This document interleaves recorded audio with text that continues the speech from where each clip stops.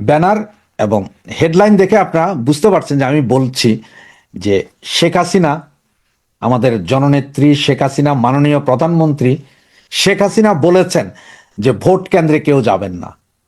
ছবিতে আমাদের মাননীয় প্রধানমন্ত্রী জননেত্রী শেখ হাসিনা এবং সজীব ওয়াজেদ জয় দুজনেরই ছবি দেওয়া আছে এবং দুজনই দ্ব্যর্থহীন ভাষায় ঘোষণা করেছেন যে কেউ ভোট কেন্দ্রে যাবেন না। 3 দিন 4 দিন আগে সজীব ওয়াজেদ জয়ও বলেছেন। তো আজকের এই ভিডিওটা যখন আপনারা শুনবেন, প্লিজ দয়া করে পুরো ভিডিওটা শুনবেন। আজকের এই ভিডিওটা দয়া করে সকলে পুরো ভিডিওটা শুনবেন এবং পছন্দ হলে ম্যাক্সিমাম শেয়ার করবেন, ম্যাক্সিমাম বন্ধু বান্ধবকে বলবেন যে এটা শোনার জন্য, আওয়ামী লীগ নেতাদেরকে প্রেশার করে পাঠাবেন যেটা শোনার জন্য। আমি এই যে শেখ হাসিনা আজকে প্রায় 15 দিন আগে বলেছেন নো ভোট নো ভোট, একটা ক্যাম্পেইন চলছে না, নো ভোট নো ভোট, যেখানে নৌকা নাই সেখানে ভোট নাই। বেশ কিছু জনপ্রিয় গানও করেছে, অবশ্য ওখানে দুই একটা স্ল্যাং ল্যাঙ্গুয়েজ আছে, সেটাতে কেউ মনক্ষুণ্ণ লাভ নেই, কারণ এখন যে প্রজন্ম, জেনজি প্রজন্ম, তারা তো স্ল্যাং ল্যাঙ্গুয়েজ ছাড়া বুঝে না। কারণ ওই যে একজনে বলছিল সাউয়া মাওয়া ছেড়ে দাও, ওনার স্ল্যাং ল্যাঙ্গুয়েজ তো সবাই শুনেছে না, তো সেই এখন আমরাও ওইভাবে গেলাম।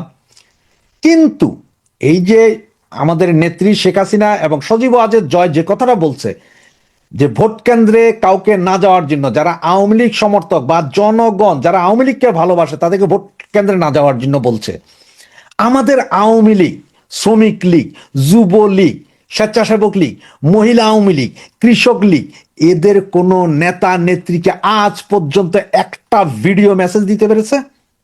পারে নাই। তবে আজকে থেকে আমাদের বিভিন্ন তৃণমূলের বেশ কিছু কর্মী, বেশ কিছু ভাই বোন যাদের কোনো পদ পদবিও নেই, তারা ভিডিও মেসেজ দিয়ে যাচ্ছে। তারা বাংলাদেশের থেকে ভিডিও মেসেজ ফেসবুকে ছেড়ে দিচ্ছে, রেকর্ডিং করে রেকর্ডটা ছেড়ে দিচ্ছে। কিন্তু নেতারা কোথায়? আপনার আজকে যুবলীগের সেন্ট্রাল কমিটির 2 লিডার, পরশ, তিনি কানাডায় থাকেন, আরেকজন আছেন নিখিল, সেক্রেটারি, দুইজনের একজনই কি ভিডিও বার্তা দিয়েছেন? একটাও দেননি। এ টিমের লাইভে এসেছিলেন পরেশ সাহেব, উনি ওনার চেহারা দেখান নাই। ওনারা দুইজন কিন্তু চাইলে 2টা ভিডিও বার্তা, ছোট ছোট 30 সেকেন্ডের ভিডিও বার্তা হোক, যে যারা যুবলীগ করেন, আওয়ামী লীগ করেন, যারা করেন, আপনারা কেউ ভোট কেন্দ্রে যাবেন না, আশপাশের লোকজনকে উৎসাহিত করুন ভোট কেন্দ্রে না যাওয়ার জন্য। এই কথাগুলো তো ওনারা দুইজন ভিডিওতে এসে বলতে পারতেন, লাইভে আসার দরকার নেই, তো রেকর্ডিং করে ছেড়ে দেন না 30 সেকেন্ডের জন্য। করেননি। স্বেচ্ছাসেবক লীগের প্রেসিডেন্ট, উনি আছেন বর্তমানে সম্ভবত ইউএসএ, এবং সেক্রেটারি উনিও আছেন বাইরে, না জানি হয়তো থাইল্যান্ড বা ব্যাংককে, কোথায় আছেন কে জানে। ওনাদেরকে আজ পর্যন্ত, আমি অনেকবার কথা বলেছি, আজ পর্যন্ত বলাতে পারিনি ওনাদেরকে। মহিলা আওয়ামী লীগ সেন্ট্রাল কমিটি, কোথায় আছেন ওনারা? ওনারা যদি ঘরে থেকে থাকেন তাহলে ওখান থেকে একটা ভিডিও বার্তা দেন না। এরপর আছে আপনার কৃষক লীগ, কৃষক লীগের সেক্রেটারি থাকেন কানাডায়, উনিও কেন একটা ভিডিও বার্তা দিতে পারলেন না? আমাকে বলেন। ঢাকা মহানগর উত্তর, ঢাকা মহানগর দক্ষিণ, ঢাকা মহানগর উত্তরের যে সেক্রেটারি, উনিও দেশের বাইরে আছেন, প্রেসিডেন্ট যদিও জেলখানায় আছেন। আর ঢাকা মহানগর দক্ষিণ সভাপতি, উনি তো হাওয়া, ওনার অবস্থা এখন হাওয়া হাওয়া ও হাওয়া খুশবু লুটা দে, এই অবস্থায়। এছাড়াও আরো কিছু আছে, যেমন আপনার বঙ্গবন্ধু পরিষদ আছে, প্রকৌশলীরা আজকে অবশ্য একটা বিবৃতি দিয়েছে, সাচিব আছে, কৃষিবিদ সংগঠন আছে, আওয়ামী লীগ আইনজীবী পরিষদ আছে। এনারা কোথায়?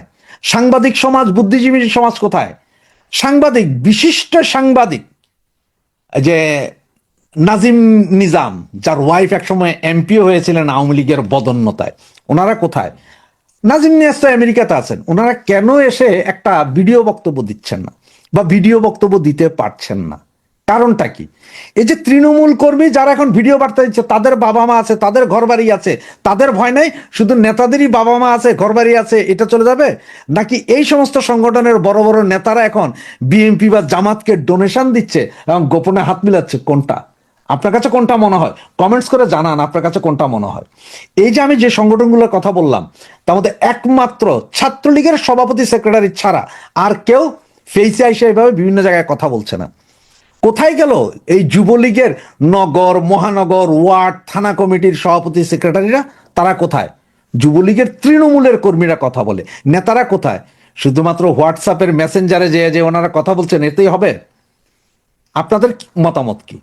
যে এই মুহূর্তে যেহেতু শেখ হাসিনা এবং সজীব ওয়াজেদ জয় দুইজনই দ্ব্যর্থহীন ভাষায় বলে দিয়েছেন যে আমরা কেউ ভোট কেন্দ্রে যাব না, এই কথাটা আওয়ামী লীগের সমস্ত নেতারা একের পর এক বলা উচিত কিনা? ওনারা যদি বলে এটার ইম্প্যাক্ট আমি বা আপনি বললে যতটুকু পড়বে তার চেয়ে বেশি পড়বে, তাই নয় কি? আওয়ামী লীগের 300 আসনে 300 এমপি আছেন। 300 এমপি যদি এসে এক এক দিনে যদি 10 জন বা 20 জন এমপি হয়, যে এসে যদি বলেন যে আমার আসন, ধরেন আপনার এক্সাম্পল আমি বললাম যে আমার আসন 1, আমার আসন 2, আমার সংসদীয় আসন 300, আমার সংসদীয় আসন 286, আমার সংসদীয় আসনের নেতা কর্মী জনসাধারণের কাছে অনুরোধ, আপনারা 12 তারিখ ভোট কেন্দ্রে যাবেন না, আপনারা সকলে বাসায় থাকুন। যদি প্রেসারে পড়ে বা মৃত্যু ভয়ে আপনারা ভোট কেন্দ্রে যেতেই হয়, ভোট কেন্দ্রে গিয়ে সেই ভোট কি করবেন সেটা আপনারা সিদ্ধান্ত নিয়ে ফেলবেন ওখানে, যে আপনারা এমন কিছু করুন, এমন ভাবে করেন যে আমরা কোনো ভোট কেন্দ্রে যাব না, ভোট দেব না। এই অনুরোধটুকু কি 300 আসনে 300 জন এমপি করতে পারেন না? বা রানিং এমপি যারা ছিল তারাও করেন না? বা আগামীতে অদূর ভবিষ্যতে যারা এমপি হওয়ার খায়াস আছে, কমিশনার হওয়ার খায়াস আছে, তারাও কি বলতে পারেন না? সারা বাংলাদেশে এতগুলো কমিশনার, মহিলা কমিশনার, চেয়ারম্যান, উপজেলা চেয়ারম্যান, অমুক চেয়ারম্যান, কোথায় ওনারা? কেন ওনারা এখন ভিডিও বার্তা দিচ্ছেন না? আওয়ামী লীগের কতজন নেতা, আমি কোনো কর্মীর কথা, কতজন নেতা সেন্ট্রাল কমিটি থেকে শুরু করে ওয়ার্ড কমিটির নেতা কতজন আপনারা উঠান বৈঠক করতে পারছেন? আপনারা সব কি ওই যে রাতের বেলার হোয়াটসঅ্যাপ, সারা রাত হোয়াটসঅ্যাপ আর দিনের বেলা মেয়াদ উত্তীর্ণ খায়া ঘুমাইয়া থাকবেন? আমি এখন পর্যন্ত দেখলাম না যে কোনো আওয়ামী লীগ নেতা ফোন দিয়ে বলতে যে ভাই এই এটা লাইভ রেডি করেন, আমি আমার এলাকার জনগণকে বলবো, আমি আমার দেশের জনগণকে বলবো যে যাতে ভোট কেন্দ্রে না যায়, আমি আমার জননেত্রী শেখ হাসিনা এবং সজীব ওয়াজেদ জয়ের কথাটা বাংলাদেশের মানুষকে আরো বেশি করে শোনাবো। হ্যাঁ, আমরা জানি শেখ হাসিনার কথা সবাই শুনছে, সজীব ওয়াজেদ জয়ের কথা সবাই শুনছে, কিন্তু কথাটা হচ্ছে যে আপনারা কেন বলছেন না? এখনো কেন আপনাদের মধ্যে গ্রুপিং? আপনারা কেন এখনো বলতে পারতেছেন না? মানে আপনাদের নিজেদের পিঠ বাঁচানোর জন্য, ব্যবসা বাঁচানোর জন্য আপনারা চুপচাপ চেহারা দেখাবেন না নাকি? আপনারা কেউ চেহারা দেখাবেন না, কারণ আপনারা চেহারা দেখাইলে আবার আপনাদের ব্যবসা বাণিজ্য এগুলোর ক্ষতি হয় কিনা। আর আমরা যারা বলি বা আমার তৃণমূল কর্মী ভাই বোন যারা বলে, তাদের কারোই ব্যবসা বাণিজ্য নাই, বাপ মাও নাই, ঘর বাড়িও নাই, সব এতিমখানা থেকে উঠে আসছে নাকি? এটাই কি মনে হয় না? তো আপনারা প্লিজ যারা আমার এই বক্তব্যটা শুনছেন, সকলে এই বক্তব্যটা একটু বেশি বেশি করে প্রচার করেন, বেশি বেশি করে আওয়ামী লীগ নেতাদেরকে জিজ্ঞেস করেন এখন যে তোমরা হোয়াটসঅ্যাপ কলে আমাদের সাথে কথা না বলে ভিডিও বার্তা দাও। আমার কথা হচ্ছে ভিডিও বার্তা দাও।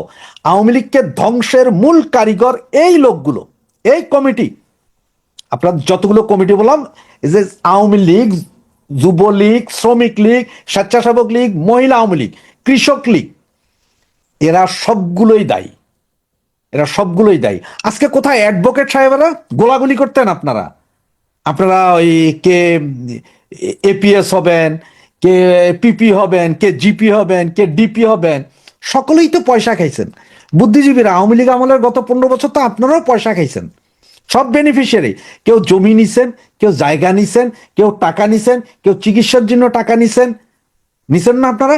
কেউ আপনাদের বউরে এমপি বানাইছেন, কারো বউ আবার যে নেতা হইছে, কারো ছেলে এমপি হয়েছে।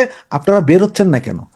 আপনার বের হওয়ার দরকার নেই, আপনারা রাস্তায় মিছিল করতে বলতে ভিডিও বার্তা দেন, অনলি 30 সেকেন্ড, যে আপনি বলেন যে আমি অমুক, চেহারাটা দেখাই যে আমি অমুক, আমার এলাকার জনগণ এবং দেশবাসীকে বলছি এই ভোটে আপনারা কেউ যাবেন না, এই ভোটে আপনারা কেউ ভোট দিতে যাবেন না, no vote, no vote, no vote.